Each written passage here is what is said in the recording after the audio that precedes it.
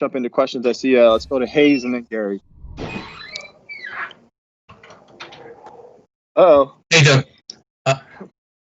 Just how big of a lift is it to the offense to have DJ Chark available Sunday? Oh, I think it's, obviously it's a big lift, to get someone like DJ, not only of what he can do on the field, but there's a lot of things that he does on the sideline and his leadership and just the way, he pushes everyone around him and tries to make everyone around him better. So again, anytime you got players like that coming back, it's going to help your football team. Great, thank you. Thanks, Hayes. Let's go over to Gary Smits. I know it can be the loss to Miami is a little bit demoralizing, and then the guys had a long week to dwell about it. But what positive signs did you see this week, either in practice meetings or any interactions with the players, to make you indicate that they put that behind them pretty quick? Yeah, I think that was the whole thing. I think we go in there, when they first came back, obviously we made all the corrections because it was kind of like almost 2 weeks, you know what I'm saying, Gary, where we had to, catch up on a couple of things, because of the short week. So, we're able to do that, put it behind us and have a good understanding and a good vision of, hey, listen, these are the things we have to do. Got players knocking on the window trying to bust my chops. Then I had the mail guy put the box in while we were going. A lot of distractions today. But I think we were able to get back on track. So I think, for us, we were able to say, hey, listen, we have defined, what we mean by, hey, listen, we're looking for this type of position for you to be in, looking for you to use this type of technique. This is what we want to do. Let's rely on that, more than, hey, listen, what, maybe our opponent's doing. So those are the conversations, Gary, that we had during the week and, leaving that behind. And then, when you watch the week going on, then you want to see if, what you've talked about, you're actually trying to do on the field. And they have been. That's the one thing. That's why I always say I like about this team. I mean, whatever we tell them to do, they're going to go out there and do it. And, now we just got to go out there and make some plays. In a lot of ways, do young guys bounce back better or quicker?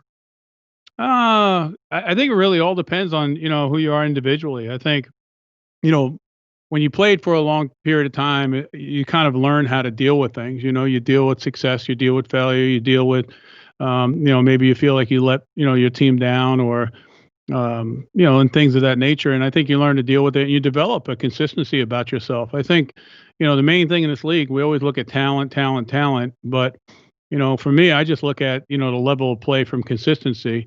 And if you're a consistent player, you're going to be able to stick around. You're going to be able to play for a while. And I think, with the younger guys, I think, you try to figure that out as you go.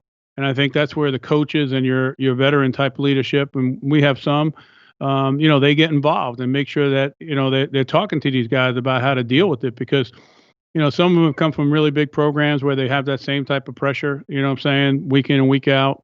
But a lot of them, might not get the same type of scrutiny media-wise, social media-wise that you get. And I think, from your family, the outside stuff is the stuff I believe that you have to learn to deal with in this league better than anything else to be able to, have a good career and be able to give your best every Sunday. It's, we like to always say, hey, you shut it on and shut it off, but I don't necessarily, agree with that. I think you have to be strong-minded, to be able to do something like that. You've got to condition yourself to do it, and that takes some time. Thanks, Coach. Yep. Thank you, Smetter. Let's go Mark and then Mia. Hey, Doug, I'm just curious. You could be, depending on how Hauschka comes around here, you could be looking at a fourth kicker in 3 weeks. How confident are you in maybe, the other guy, Rosas, I guess is his name. He did all the kicking this week, or how confident are you that Steven will be able to play? Yeah, I think that Aldrich Rosas did get all the kicking this week, Mark. You know what I'm saying? With Steven, it's something that it's just, kind of just basically overall soreness, so we're just kind of trying to be careful. We have the ability to game flex, and if we do that, I have no problem with Aldrich going in there. And then if something was to happen to him, then, Steven would go out there, but we'd have to use him on a type of limited basis and maybe move some things around. Mm-hmm. Thanks, Mark. Let's go Mia and then Gene. Hey, Doug. Avery showed up on the injury report yesterday. I was just curious, do you expect him in a full capacity, especially now knowing that Daniel will be unavailable on Sunday? Yeah, who are you talking about? Avery Jones. Oh yeah, Avery. Yeah, I think Avery will be fine, but it's the same thing. The one thing, Mia, and everyone, with injuries, so you have these things during the week, and you can say, hey, listen, this is what we feel, but there's still that window now in this environment that we're in where someone can be sick, and get an illness and stuff. So we feel good about the practice squad situation that we have, so we'd be able to bring somebody up. But right now we're planning on Avery. He's fine.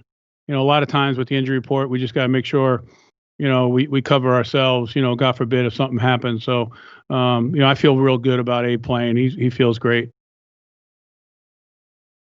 Thank you, Mia. Let's go Gene, and then we'll finish with Dustin. Hey, Doug. How when you look at James Robinson's carries first 3 games, the number of touches has been pretty much in the same ballpark. Bengals really struggle to stop the run. How comfortable would you be, James, getting maybe an inordinate amount of carries, up in maybe something in the upper 20s? Do you feel like his body type and that is such that can handle that without any issue?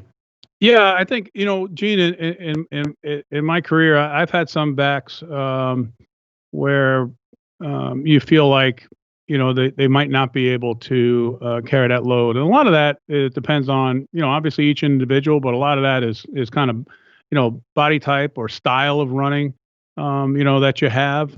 I look a lot, especially with young guys, whether you're a draft pick or you're a free agent, like in James' situation of, I really go back to college. And if you can see, that he carried a load in college, day in and day out, then, with James' situation, you look at a guy that's been doing what you just said from his high school days where he had about 9,000 yards in high school. And, then you look at his college days and how he ran the football there. So I think that gives me a chance of, maybe I don't have any anxiety that if he did get hot to be able to keep feeding him the football. I don't think that's a problem at all, because I think this player has shown that he's done it, granted at different levels, and depending on the type of game and the type of runs and the type of hits that he's taken. I don't see it as an issue as of right now. Thanks. Yep, you're welcome. Thank you. We had D-Rock raise his hand, so we're going to do actually 2 final questions. Dustin and then D-Rock. All right, Coach. Happy Friday. Hope you're doing well. Isn't that? I thought Tad had that patented, that saying "Happy Friday." Huh? Go ahead, Dustin. Trying to steal my game. All right. Sorry, Tad. So first, will Logan Cook be breaking up? Oh, sorry. Will Logan Cook be handling kickoffs? Depends who's the kicker. You know what I'm saying? I mean, if Aldrich's there and he's up, then, I think there's a great chance that he'll be handling that. And then we have Logan just handling the punting and holding. All right. And then will you guys have a game plan to get DJ Chark involved early? I know he's, been incredibly efficient this year with 7 targets and 7 catches, but how involved do you want to see him get early in this game? I think a lot of it depends on what they're doing. I think, I'd hate to be able to say, I mean, I think you go into a game and you have, things put into the game plan that are going to play to your player's strengths. And, at any time, you never want to get yourself in trouble to say, hey, listen, we're going to feature him. And then all of a sudden you come out there and you play and, they got a corner on him and someone else on top of him, or the double team in or bracketing him, and then after the game, everyone's like, well, hell, on Friday, you said you were going to go to that guy and, you didn't go to him. And, now you got to, get into this conversation about, well, they doubled them, they covered, so, we just go ahead and plan accordingly. And, again, you hope that your progressions take you to it. So, DJ's a guy that we moved around, but we have confidence. I mean, Keelan Cole's playing at a really high level for us right now. We like what we're doing with our tight ends. And then the standpoint of, Laviska's been, productive for us, also on third down. So, it's difficult to go out there. And I think that's what helps you from an offense. If, you have a bunch of guys around you that are being productive and it's not really, one guy to go to, but, DJ's a special player and we appreciate that because, he's got a little bit of juice where he can take the top off. And like you said, he can make all the difficult catches. So, having him come back not only helps us as an offense, but it also helps those other receivers too. All right. Thanks, Coach. Appreciate it. Yep. right, D-Rock. Hey, Doug, did you hear at any point this morning, or were you aware of the new COVID guidelines that they're putting together, both for teams that have an outbreak and even for stuff during the bye week now where players have to be tested daily?